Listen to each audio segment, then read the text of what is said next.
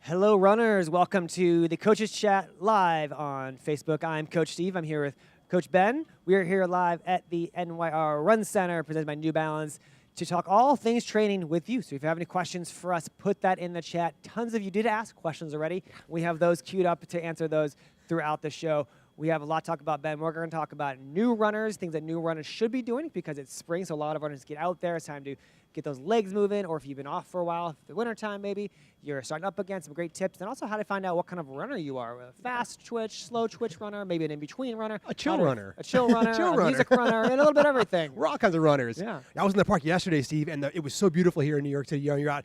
Everybody was out. So, yeah, definitely talking about it today. Not quite as nice, but everybody was out. It felt so good to be out there. I got to wear shorts for the first time in a while, short sleeves. Yeah, we had a great time. But, yeah, we have all kinds of runners out there. We have all kinds of things to go on. I know you're looking forward to it. I'm looking forward to it. So where are we getting off today, Steve? If you join us, once again, let us know where you're watching from. We also, this past weekend, had the Run as One race in Central Park presented by JP Morgan Chase. So if you ran that race, let us know how it went. That's always a fun course, 4-mile loop in Central Park. Unusual distance for that kind of, for Central Park, because you usually get the 5Ks, you get 6 mile, a 10K in there, but 4 miles, it's a good distance in that park. Oh, lovely. I mean, we do so many 4 miles out there. It has we had the good start on the east side, up Cat Hill first. You get the hill out of the way early.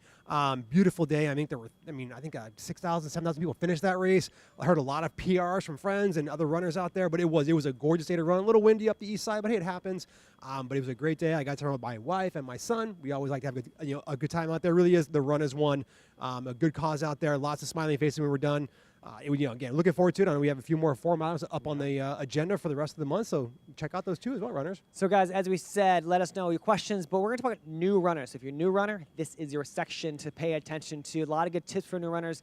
And I want to first start off, new running. If you're new to running, enjoy it. There's a lot of tips we're going to tell, but a lot of it is just get out, run to the stop sign, run to the end of the street, wherever you need to go. These kind of tips will take you kind of that next level of your running. But the first tip is I'll kind of start off with go slow. And what that means is put the watch aside. If your friend's running a 9-minute pace, it does not matter what your friend is running. You run your own pace, and it should be slow. We want to take it nice and easy. You finish that run knowing you could do a lot more. That's going to stay motivated. If you finish that run and you're out of gas, you're tired, you might not want to do more after that, and that can also cause injuries. So take the first many runs very slow as you start off and learn what different paces are out there. There's different paces from race pace to tempo run to fartlek, which doesn't matter. Those terms don't matter when you're a new runner, but know there are different paces, and we want you to learn what a slow, conservative pace is.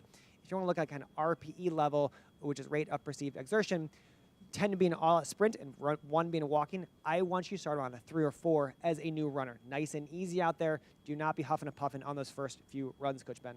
And it's so great because it's so important, and it bleeds into the expectation. As a runner, you show up, you want to go fast, you want to finish, you want to be the best. As a new runner, let go, make it easy. Keep the joy in what you do. We'll touch on that more in a little while, but I think that Steve was talking about slow. Slow is key. It's expectation. Get to the stop sign. Get to down the block. Get around the block. Whatever you have to do to start. Don't worry about the clock. Don't worry about what the timer on your watch says. If you have a song on, just listen, or just no music at all and enjoy being out there. I mean, so many runners that we talk to, I encourage them. We get to do this, right? I mean, we get to be out there. We get to run. Let go of the expectation and just enjoy and embrace the moment. Let the expectations come as you maybe set goals when you get more comfortable out there as you build up. As Steve talked about that rate of perceived exertion. Maybe you do have a goal at some point, but right now you touched on it, Steve. Go slow. Let go of the expectations. That third tip, guys, my favorite one is enjoy it. And I think this applies to all runners, like whether you have ran 900 marathons or your first time running down the block. It is enjoying the sport you were doing. I always think of running. We always talk about as a kid, you play basketball, you play football, play running. Enjoy it out there. Have a smile when you do it. The smile makes the running a little bit easier. Ben talks about expectation, but put the music on if that is going to help you enjoy it. Put your favorite Jock Jam volume on. Now Music 27, whatever it is. Enjoy that run. I find if you like running with friends or you're a social person, run with your best friend, or even if they're not the same town as you, call them during the run, have an earbud. You can run with them and talk to them along the way. So just enjoy whatever you need to enjoy that run with your favorite tunes on. Enjoy it. Smile while you're out there. Those runs can be meaningful as you progress in your running. Starting off strong so you have a good rest of your training season or training life. And that's so key. And also, it is called running, but it's okay to walk, right, Stevie? And people think I'm running, I'm jogging. I have to constantly be in there to maybe call myself a runner. We hear that a lot since coaches, like, I'm not a runner. Well, yes, you are. You're out here. You put your shoes on. You got out the door. You did what you had to do today. And that can and may and will include walking. I've walked in a race before. I've done marathons where it's not my day. The Galloway has a run-walk method that's very, very favorable. Runners use that for all different types of environments and races that they are. So just because it's called running doesn't mean we can't walk, and embrace that. As he said, enjoy it. And there are going to be days when it's just not your day, right, Steve? You're out there, you're like, well, I got out the door. I did the 10-minute rule. I did what I had to do, but it wasn't it. Maybe the joy wasn't quite as high, and you walked, but that's okay. I have a small, funny. John is telling us to go fast in this talk, but I have a small, funny story about walking in marathons. I was running the Chicago Marathon many, many years ago. I found out my cousin, who was running the race, I haven't met this cousin in many years. He found me during the marathon in Chicago, a mile, I don't know, let's say 7 for this conversation. He found me, he's on my jersey. I was at North Brooklyn Runners at the time, the local club. So he was like, oh, Steve? I'm like, oh, Tom, nice to see you again, cousin of many years. So we were going back and forth. We ran together for 5, 6 miles, and we broke off at a water station. And I was having a bad race, Ben. It's not not my race, like you said. So I didn't want to walk. I said I am not walking because that is not a runner thing. So I crept along this race for 10, 11, 12, 13 miles. The shuffle. He is a soccer coach, almost went pro, so he's a sprinter by nature. So he did a run-walk most of this race. So every water station walked. Yeah. Doesn't come at a time, but guess who won that race between me and him? He did. He did. My pace for myself was pretty slow, and he ran walk it, conservative the whole way, nice and controlled. So he came off, once again, if you look at place, time, whatever was relevant to yourself was a better race overall for him as far as time, as far as place, as far as exertion, as far as also feeling good at the end. He felt great at the end. I did not feel good after the marathon. So walking, I should have walked that race, a walk around that race. It was great times. We all learn. Exactly. After that, listen to your body. This goes with that one as well. Listen to your body. I should have listened to it that day, and I've learned the hard way. Out there, if you need to walk, it goes with that. If you need to take a day off, do that. If you want to go fast that day, do that. New runners, just listen to your body and understanding what to listen to. Because as new runners, we say, as coaches, we say listen to your body. But sometimes, what does that really mean? Are you putting your ear to your knee? No, you're paying attention to how your muscles are feeling, how your foot's feeling out there, how your overall vibe is feeling, how's your energy feeling. All that matters. And as you progress your running, you're going to learn what to listen for and where to listen to it throughout the week. Maybe at the end of the week, you're going to pay attention to that calf a little bit more because you have a longer run coming up than maybe the first part of the week. So pay attention to certain things throughout the week, but that's key to all runners, but especially new runners, of where to listen to and how to listen to the body. And that's key. And also, when you think about listening to your body, think about varying your pace. I think runners feel they have to always go hard all the time. And I think your antidote was perfect, is like understanding the variance of the pace in the race and mostly in training. We always talk about the 80-20 rule as a coach. You're looking for endurance. 80% of your miles should be conversational, slow. 20% should be hard or hard-ish. And so varying your pace is key. Not every run has to be maximal effort, and it should not. That leads to injury. Talk about that calf. How many times have you gone out for a run? I feel good today. And you're like, wait, I just did a hill workout 2 days ago. I started off feeling good. You don't feel good 10 minutes into your run. So varying your pace is key, letting your body, knowing when to relax, knowing when to rest. Some days, just getting the run in is going to be what you have. We did a hill repeat workout last night with group training. I hope and pray that my runners today, if they decided to run, are taking it easy, because you want to keep it easy. You want to keep it chill. We talk about Run for Life. It's so key here at New York Road Runners. Stay with it. So vary the pace out there, runners. Be kind to yourself, guys. Always. We are in this we're not being paid to do this. We actually are paying to do this sport. It is a fun time out there. So no matter what your finish time is of a easy run out there, a hard effort, whether you didn't get the full mileage in, be happy with what you got in and what you completed for the week. It'll pay off in dividends in the long run or the long week or whatever it is. So be kind to your body and be kind to your soul out there as you get the miles in, because it is a long trek. We want you to run for your whole life. So enjoy those miles and smile as you complete them. Always smiling. Questions. I think people join a group or they come up. They don't know, is it a lame question, a bad question? There is no bad questions. There's no lame questions. Always ask the questions. Google is a great source of information, not always the best information. Ask someone you trust. We have a ton of questions here today that we're going to get to. So always ask the questions. If you have a coach, if you know a runner, source information. Don't always think the first person you talk to has the best answer or the correct answer. Look for information. At the end of the day, you will find out what works best for you. So asking questions, whether it be on any running topic, we'll talk about some shoes in a little while and other stuff. Always ask the questions, but I know we have a ton of questions to get to, so we'll toss it over to Christina. Improve speed. I love that question. Yeah. So improving speed, there's many different ways to do this. It's a great question. Ben kind of did touch on it earlier with new runners, but some of those runs are going to be a little harder than others. And harder meaning faster. So you only want about 1, 2, maybe 3 runs a week at max be harder efforts. And hard could be either pace or distance. Those are 2 things you want to increase. So think of it, instead of running a 5 out of 10 effort level out there, you're taking one of those runs and running a 7 out of 10 effort level. That's what Ben does here in New York City at group training. That's what a lot of the best runners, they'll do hard runs throughout the weeks, and throughout those other runs will be very easy to recover from those runs or prepare for those harder runs. So if you're just starting off a speed workout, find a coach, find a club. If you're in New York City, find group training to help you with those, but start off once a week and start just, a tempo run is pretty something you could, start off, you just run a little bit faster for 20, 30 minutes and see how that feels. And you can adjust your runs based off how that feels going forward. Yeah, perfect. Nailed it. All right, Ramita asks, what do I do about my hip pain? What do you about your hip pain? Well, I don't ever hear about pain. I mean, any kind of pain is not good. And also, kind of what level of pain is it? Is it a sharper pain? Is it a dull pain? The first thing, we are not doctors, even though we do look good in a smock with a stethoscope, but we're not doctors. Talk to a PT, talk to your primary care physician to find out what's going on. Even though it's a hip issue, it could be somewhere upper or below the chain. Always don't think because of where the injury is, the pain is where the problem is. So again, my recommendation, talk to a PT, talk to your primary care to find out what's going on, because it could be a lot of different things. We have our own experiences with our injuries, but it's never what we have is what you may have. So talk to a doctor first, find out what's going on, and take it from there. All right, Laura asks, what tips can you give a beginner runner that wants to start training for a 5K? Ooh, I love beginner runners and love 5Ks. We have a great 5K training program on our website that's free for you to download. We have 3 different plans of that. There's I think a conservative, moderate, advanced, or beginner, medium, hard. I don't know what the titles are, but go to our training page, overview, scroll down a little bit. You'll find 3 different plans for 5K runners. Overall, you want to gradually increase your mileage. So depending on where you're at, you probably can complete that 5K distance before the race. When you get to a marathon, you usually don't complete the distance, but 5Ks, you could gradually build that up. If you're brand new, look for a run-walk program, or a couch to 5K is very popular.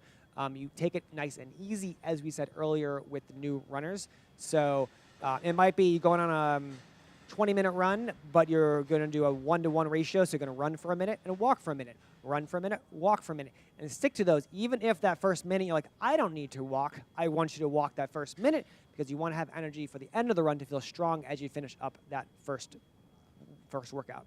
And I'll touch on it later, but I've used our 10K plan, the free one from our site, so I know they work. All right, a few people had asked this question. How do you balance strength training with running? Yeah, so this is a question we get a lot, runners. What we like to do as coaches is make your hard days hard, your easy days are going to be easy. So just because you ran a hard workout, you can still do your strength training. It's actually encouraged to do that. So again, making your hard days hard. The idea is not to do your strength workout, or sorry, your higher effort workout on a Tuesday, and then on Wednesday, when you're supposed to be running easy, also do leg day at the gym, because guess what? You're still working your legs. So when you incorporate strength, you can look at body resistance work. It can be in the house. Just do squats, you do a lunge. You don't have to go to the gym per se if you don't have to, or have a membership.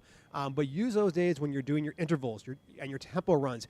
When you're done with those runs, then add in your strength work. That way on your easy days, you're keeping it very easy. You're balancing what's there. It's very easy to do. I said squats. You can do a lunge. You can do single leg work.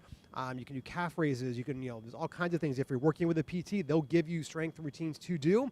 But again, the key is to make your hard days hard. So add strength in on those hard days. So on your easy days, you're not going back to the gym or doing more work, because you're not going to recover in time or enough for those next hard days. All right, Alex asks, how do you prepare for long runs in the heat, in specific summer months? Ooh, it's coming up, guys. Those hot days that we're going to say 9 degrees, they can't run.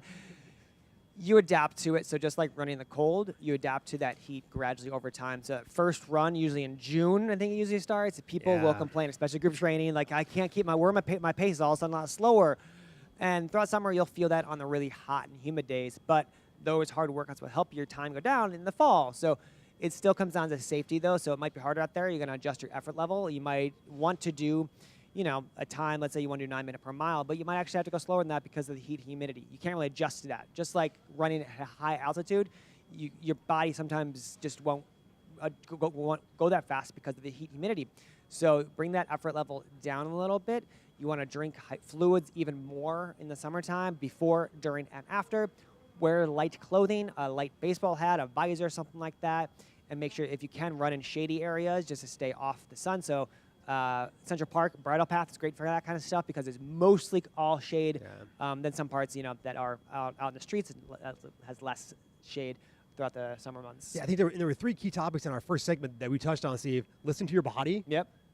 Vary your pace. Yeah. Be kind to yourself. Look at that. All 3 of those runners, regardless of where you are in the heat, come into play for sure. I think so. I'll have a stop. Once again, if it's really hot, start early in the morning, and then I'm going to stop for a cold water at this bodega down the street, at this corner store.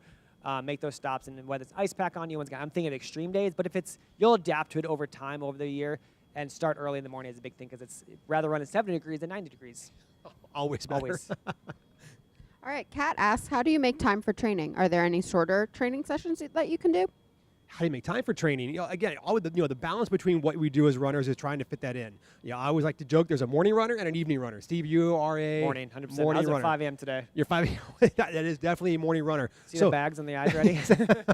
Again, runners are, whether you're morning or evening, you have to figure out what works best for you. Do you have to get up and get it done before you get to work? Are you able to do the workday and then get back out? I don't know. I find it hard to go back out after the end of the workday. You're like, I just want to sit down on the couch and have dinner. Same thing? Yeah. Is it hard to get out when the day's over? Can't do it. I'm done. By 11 o'clock, I can't do runs. 11 a.m. I got to get it done.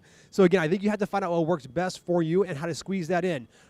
Shorter training, again, maybe we'll touch on it more. Are you a long distance runner? Are you a short distance runner? We'll touch on that in a bit. So figuring out what your goals are as a runner will determine how much time you need to go for. We talked about the 5K training plan on the website. You can, within 40 minutes to an hour, you can get a lot of work done, especially on your 5Ks or 4-milers. So don't think you have to be out there for 2 hours to get quality. Quality can be done in a short time span. I know you're training for some things right now, so you maybe need some more time on your feet, but I think you agree. You can find the time, right, Steve? Schedule those runs just like you schedule your meetings. Schedule them ahead of time so they're blocked in your calendar. If you have to do it during work hours, block your lunch out so it's planned ahead of time. Set the close out the night before, all that kind of stuff. All right, Kathleen asks, how do you recommend going from a half marathon to a full marathon? I feel like I've hit a wall in my training. Yeesh. Yeah, the wall or bonking is a very common term for that. You can't just say I'm doubling distance for a marathon. Unlike a 5 to 10K, it's almost like just 2 5Ks in a sense. Half to full is an entirely different thing, but you have a lot of experience. So you're almost going to be doing longer long runs, longer weekday runs, maybe a few more pairs of shoes. You're also going to be increasing that nutrition throughout the week to make sure you recover and feel properly from those runs. Follow a training plan. We have free runs on our website. We have our coaching lab program on our website that it gives you a coach throughout your training. It will be adjusting to your training as well. There's many different programs out there that will give you that guidance on how to map out your 16 or 20 weeks is average for a new runner, marathon runner, to get out there. So if you're looking for November for New York City Marathon, most people will start June, July-ish is a good time to start training for that. And a lot of it is base mileage early on. So just kind of getting out the door, getting used to running, getting used to training plan, finding your paces, finding your zones, and just gradually building up. So you don't all of a sudden go in, I'm going to do 20 miles. You're gradually taking it, which you did for your half marathon, I'm assuming, and gradually build up that mileage. Some weeks are going to be hard weeks, some weeks are going to be easy weeks, some are hard, some are easy, and gradually take steps up to those longer runs. All right, we're going to do 2 more questions before we go into the next segment. Saeed asks, do you recommend long tempo lactate threshold runs on a track or a road, or run by pace or effort?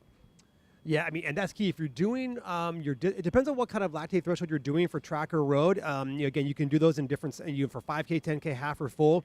I'd recommend if you're doing for longer distance, try to get them out on the road if you can. If a track is closer to where you are, you can definitely do them on the track.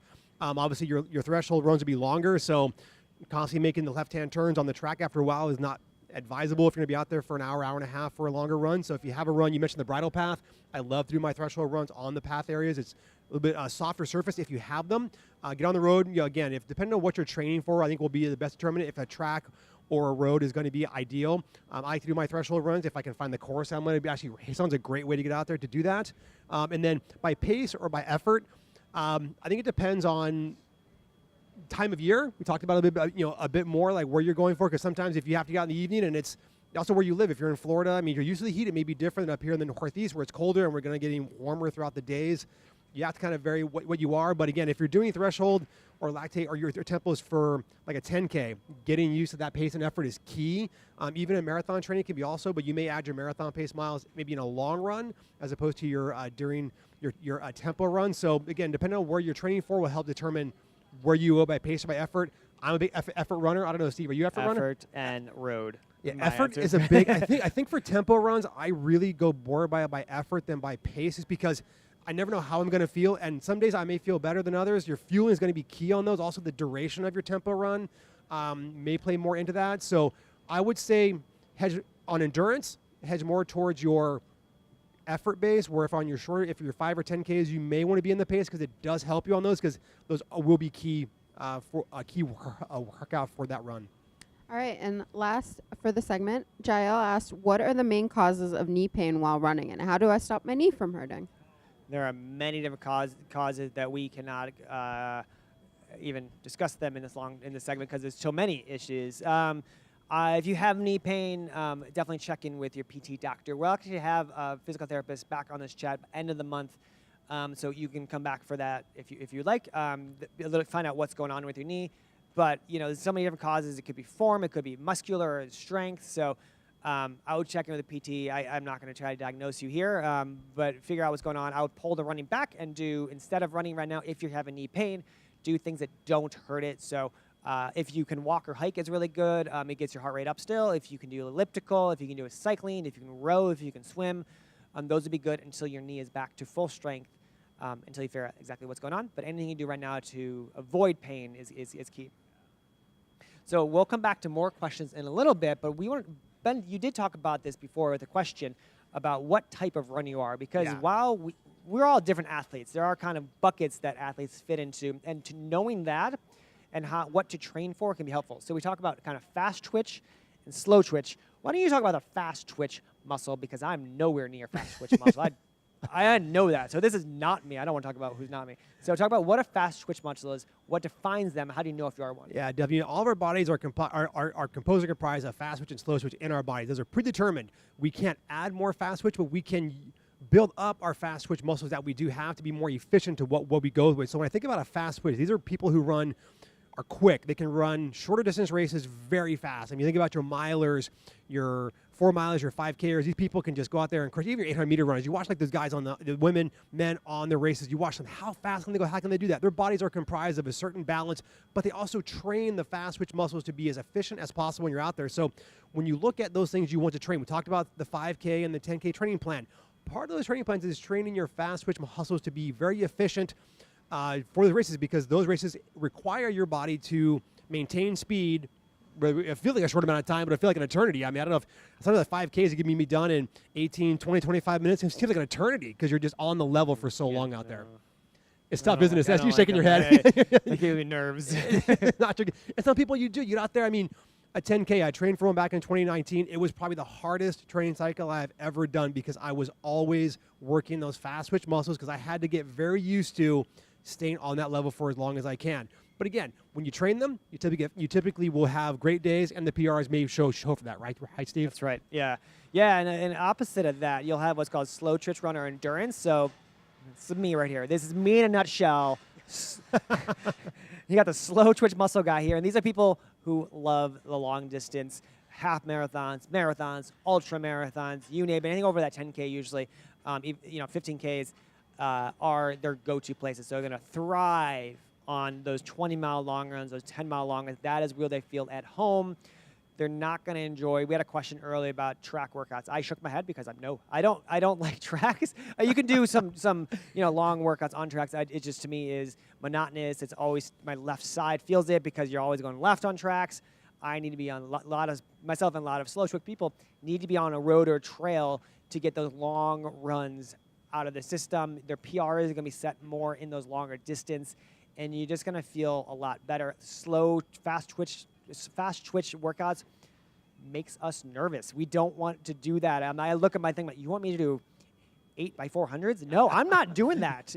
I remember coaching group training, and way back when in Prospect Park, and we had to do a ladder workout. So we did 200, 400, 600, 800 mile, and then go back down that ladder. Oh, it's great for the mile and even 800. That's still a little bit fast twitch, but once you got the 2 to 400s, I was not your jam. Good. Not my jam. I was like, I'm going to sit this one out. So a lot of runners just, figure out which kind of type of runner you are. And you kind of should know, right. Over a few races, does this feel right?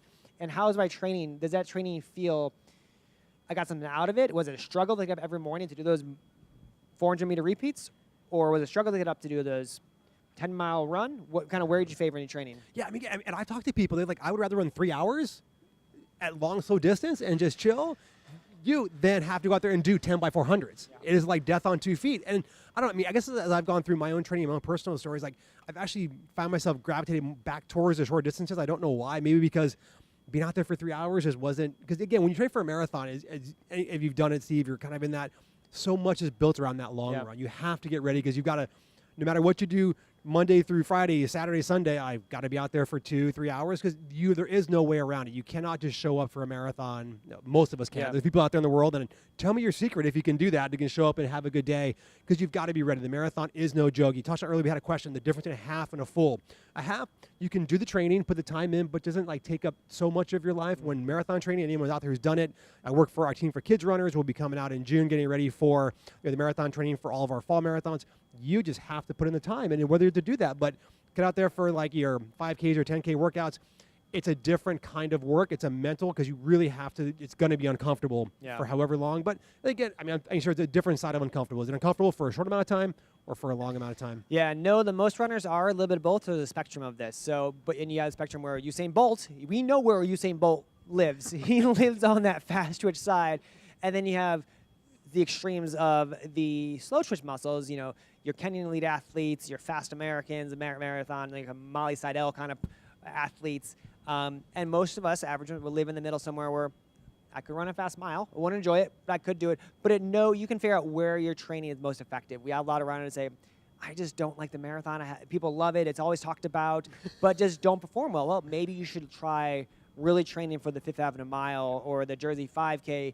Train for those like you would for a marathon, not in the length of time, but in the, the seriousness and intensity of that, and see how well you perform. So that can increase your training into different distances. Yeah, I mean, I think when we talked about the new runners at the top of the show, Steve, I think runners sometimes equate distance to success. And I'm always cautious about that because you can be a successful, strong, confident, and positive runner by doing a 5K. It doesn't. Exactly. I don't equate the distance with making me more or less of a runner. I have trained runners for 5Ks and 10Ks, and they're like, wow, that was the hardest thing I ever do. Half marathon's a marathon, hardest thing I've ever had to do. You touched on earlier, what runner are you? Ask that question, and don't just think because I finished a marathon, I'm a runner or more of a runner. You can do a 5K, a 10K. The medals are the same. The work is going to be the same, if not different, or harder in some cases. But yeah, I always caution people, don't just think that, now I'm a runner because I've done it in 26.2 miles. Exactly. I mean, and it is amazing. It's a good feeling to finish a marathon. I won't lie. But, I think, don't just tag that as the reason, end all, be all for any runner. Jump over to some questions we have. I think we have some left from earlier. Yes, we do. And we have a couple shout outs as well. We wanted to shout out Jeffrey from the Bronx. The Bronx. And then we also have another shout out, Dennis from New Jersey. He wants to do a big shout out to the Run Lab coaches because he's the first time using it this year and he's loving it. It's a great program. I definitely would check it out. Dennis, thank you. And then, okay, so going to the next question, we have Mike. Any suggestions from coming back from a calf strain to get ready for the Brooklyn Half? Ooh. Always calf strain to Brooklyn Half.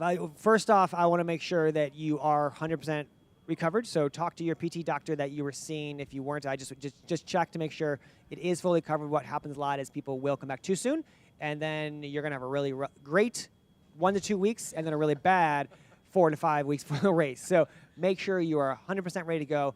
And then once the PT says green light, go, don't just go. I want you to start off slow and gradual. So don't look at your training plan and say, wow, I should be running 8 miles this weekend. You're going to see where you kind of left off and adjust from there. This is where a coach comes into play. So Dennis earlier was using Coaching Lab. They will adjust your training program to see where you should. But if you're not using coach, maybe look into a personal one, lead into it. But nonetheless, you want to start off a little bit more on the conservative side. We're not pushing the bodies. We're also adjusting our goals. So let's say you want to break 2 hours in January. Now you're going to say, I'm going to finish with a smile, or I'm going to maybe look at 2:10 as a goal. I'm making numbers up right now. I don't know your background at all. But you're adjusting your goals and you're adjusting your expectations going into the Brooklyn Half. You still can run it. You still can complete it, but you might take it at a level down because I don't want you to re-aggravate that come April, early May, and then you're out for even longer, missing the race and maybe missing some summer races. So many of those are on this here. Look Like at all that, the I know. expectations, it's amazing. Steve. Expectations, yeah. All right. Agu asks, he ended his half marathon cycle. How should he transition to the next full marathon he runs? Yeah, coming off the half, and that's pretty common. A lot of runners do that. I mean, I'm sure during your half you built up. You're building all the long runs. Recover would be first thing. Finish up the half marathon. Take a 2 weeks to kind of enjoy, bask in the limelight. And regardless of how the race went, take time to recover. Take care of yourself. As you get back into training, step back in a little bit slowly, not sure where your marathon may be. If you're looking at November, I wouldn't even be thinking about your marathon training yet. If your marathon if you're doing like grandma's in June and you're kind of in that 12-week time frame, get back into it slowly, conservatively. Steve touched on it a second ago. Listen to your body, listen to what you're doing. You want to have good expectations, build back into the training, and be kind to yourself when those long runs come through, because as that time of the mileage ramps up, there may be some long runs that may challenge you a bit. Also, focus on your nutrition during the week, especially. What goes in will come out. Start laying the foundation for what you need to eat during the week. Also, the night before and the morning of those long runs, as that will be key to figuring out what you're going to use on race day. Think about your fueling on your long runs as well. So start to think about those things as you shift gears to those longer long runs and the recovery afterward, because you are asking more of your body. So not only think about your nutrition and sleep up to it, but what you're doing afterward, because I think as Steve will allude to, it doesn't get much easier as you go through those days. Oh, yeah. Even though you are a long distance runner, it's tough still. You also said a tip, be kind to yourself. Another Yes. one came up. There we go. They're just popping up all over here. All right. Liz asks, how to avoid cramps during a marathon.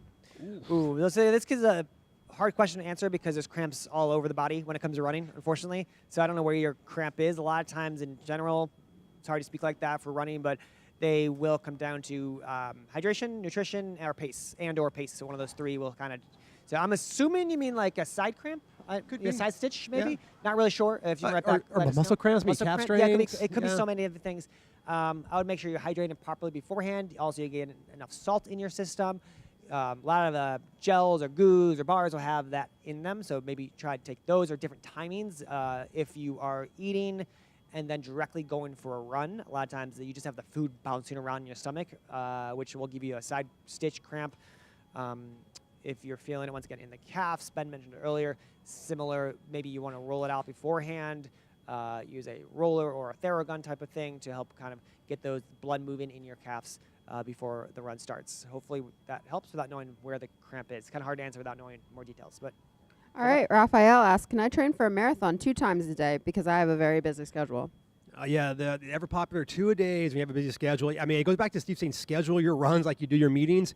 2-a-day workouts, I would be cautious. Depending if you're a seasoned runner, you're good to do that. If it's your first marathon, I would, as a coach, I would say no. Don't do 2-a-days. I understand busy.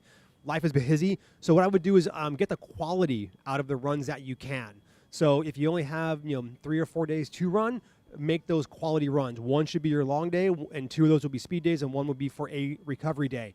But I would shy away from 2-a-days because, again, not knowing where you are on your running life cycle. If you're a new runner, it's very cautious because that's how injury will happen, asking too much too soon. If you're a more seasoned runner who's maybe understands what it means to do 2 runs a day, like a hard run in the morning, easy run in the evenings, or vice versa, you have to be careful because it's a different cycle out there. But I would caution against doing 2-a-days, even as a seasoned runner, unless you really, really have are seasoned and you have a coach that's laying out a good training plan in front of you. I've only done 2-a-days sparingly, and I found them to be very tough, and I was always hard to recover and be ready for my next one. And avoid splitting that long run up. Don't do that. Oh yeah, 100%, yeah. 20 miles, don't do 10 in the morning, 10 at night. That's enough. Long run when that time on the feet. So that long run is something you would not split up ever. Right on, you be taking in stride with all together one time as you get that training. Yeah. All right. Ashley asks, how many miles a week should one run when training for a half marathon? 5 miles. No, it's gonna depend. Yeah. No, it's gonna depend on your training. There's no golden rule here. There's no golden number for how many long runs. It's gonna say where you started at. So if you haven't started anything, get the base miles in before you start training. That should be get some gradual runs in beforehand. Look for a training plan that's gonna start at there. Some people do 20 miles a week. Some do 30 miles a week, and then some do 30 miles a week and gradually build up. If you heard runners, if you heard that out there, it's a slow build, it's a smart build. Be careful out there because you never know. Because again, we don't know where you are, but you're gonna have to take care of yourself. Some people are high mileage weeks. I don't know where I was. Yeah, gradually build up your mileage. Some do 20, some do 50 miles a week. That long run, once again, is going to depend on where you at beforehand. Some do a long run and max of 10. Some do 16 for the long runs for half marathon. There's really no golden number for you. So look and see what works best for you as you start your training. All right, Beauty said she notices that she achieves good time in short distance races. How can I bring that to 26.2 distance? Yeah, and that's always one of those things as you increase, I have success at a short distance, and it may go back to being, are you, an endurance or a speed athlete? Thinking, yeah. Again, because, again, and also how you equate. I think, again, as runners, we tend to equate, I run so far, so I'm a better runner, a more successful runner. Maybe the marathon, I don't say this as like anything, maybe the marathon is not your jam. Maybe you finish the marathons with the idea of, hey, you know what, I may not ever get the time I want, or maybe more challenge at the time I want. I know personally when I was training for marathons, I find the training would go well and my success on race day didn't always equal what I wanted. So I had to really strip down what I did and just put so much more effort into my training and be very focused. I had to learn a lot of stuff because the marathon is hard. It's 26.2 miles. There's no shying around it. So what I would say for you, if you're looking at it, if you've had success in the short distances, be kind to yourself as you get into your training into a marathon. Understanding there's going to be a lot of ups and downs in your training, but that's going to help you on your race day.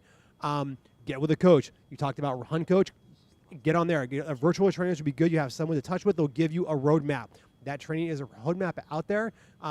Maybe the race day may not go as you want, but you're always learning from the training, and that's the key to success down the road. All right, last two questions. Ant asks, what do you suggest for runners to do to give them an extra boost of energy before a run? Extra boost of energy before the run. A hug. A hug and play some Bruce Springsteen as loud as you can. My answer. Bruce Springsteen. I'll find a different artist on that one, but this is me. Maybe no. Some people live in Jersey. Tool. I'm more of a hardcore guy. So yeah, boost boost of energy. If I don't know how much you look for a boost of energy, like you're looking for a type of gel that has caffeine in it. You're looking for foam rolling to loosen out the muscles. Dynamic warm-ups to help once again loosen those muscles up, and butt high knees, butt kicks, leg swings to give you. I don't want you though starting your runs off fast. I don't want you your first mile in any run shouldn't be your fastest mile. So I don't want you actually starting off with a boost of energy. Your first mile should not be listening to AC/DC Thunderstrike because it is going to give you energy because that should be a slow mile actually. So start off conservatively no matter how you're feeling. Always conservative, always. All right, last question we have from Steven. He is training for a marathon in 5 months and is in base pace. Should he add more speed work outside of strides or just keep it easy and work time on the feet? Yeah, again, 5 months out, you're building your base at this point, so be kind to yourself. Ease up. You don't want to get injured. It's so common that runners build too quickly, too fast. So right now, you should be building up. Speed work during the week is going to be key. You'll get more as you go through. Hopefully you're working with a coach, whether it's a one-to-one coach or if you're using a run coach. That's another great option out there. Again, connecting with your coaches out there to take care of yourself. Slow build. First marathon, did he say first marathon? Do we know if it's his first marathon? If it's your first marathon, I would focus more on the time on your feet because, again, like I said earlier, there's no mistake of getting around 26.2 miles. You need the time on your feet. 80% of your miles should be conversational, should be chill, should be easy. 20% should be hard, whether that's strides or tempo runs. But take it easy out there, and good luck. So as we wrap up, we want to finish off with our bell lap. Ding, ding, ding, ding, ding, ding, ding. Really quickly touch on running shoes. So, Ben, we talk about running shoes and how important they are. Ben's got his great New Balance shoes on right now. They're very individualized to everyone. We have a 100%. great New Balance store right here. If you're local, come on down and check it out. If we want you to be tested for shoes, don't just go to your regular running store or regular shoe store, I should say, like a box store and pick up a pair of shoes. You want to be tested. A lot of shoe stores like the one here or your local town will do a shoe testing for you. We'll watch you on a treadmill or they'll do like a 3D scan. They do some ways to see what kind of runner you are and fit you in that type of shoe. Now, all shoes are different. All people are different. So Ben might run in shoe A. That's not going to be my shoe most likely. I want shoe B or C or D. So find out what works for you. They're very individualized. And then also you could do things like orthotic inside them if that makes it, or a different lacing technique. So figure out what type of shoe you are because they're all different and get tested in that. And then buy them all before they change it. Yeah, buy extra, go online, find extra. Also think about with shoes, what's your goal? Are you, what are you training for? Do you need a lighter shoe or a heavier shoe? What, as Steve said, get tested for it, but also know what your goals are because that will determine how you look at different styles of shoe within a brand or a manufacturer out there. Also maybe getting multiple pairs of shoes. I know for marathon training, I sweat a lot and sometimes the shoe doesn't bounce back. So if you have the means to get either multiple pairs of the same kind or different kinds for different workouts can also be key. But again, whatever fits you best. We'll see you next time. Thank you so much for joining us live from the Run Center. I'm Coach Steve. This is Coach Ben. We are from NYR. We'll see you next time.